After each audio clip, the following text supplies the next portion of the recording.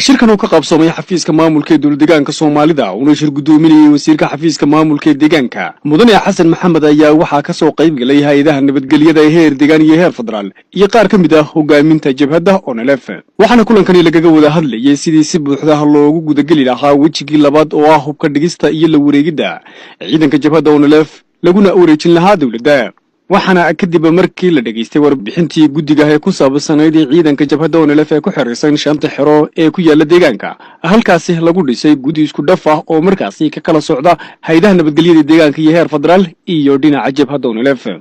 guddigaasi oo hubka dhigis ku sameeyay doona ciidanka jabhadda kadibna la soo wareegi doono hubkaasi waxaana lagu wadaa in markaasi kadib la soo rari doono ciidanka jabhadda ONLF laguna wareejin doono dawladda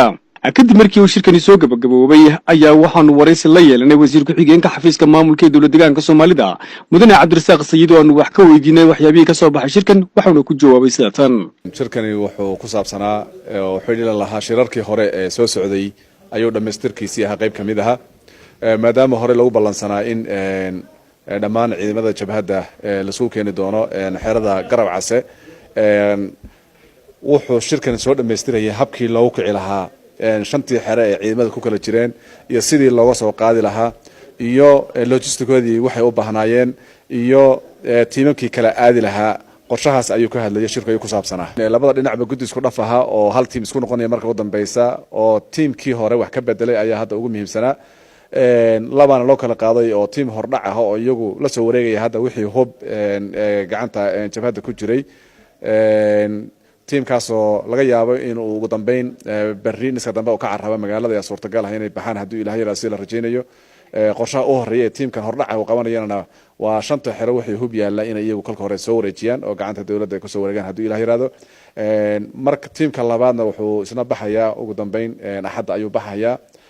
waxna ku dheelmanayaan habeenimada isniinta ayuu ku dheelmanayaan shanta xero ee ciidamada ku kala jiraan kuwaas oo lagu talagalay inay si habsami leh u soo qaadaan isuguna keenaan xeradeena Garab Case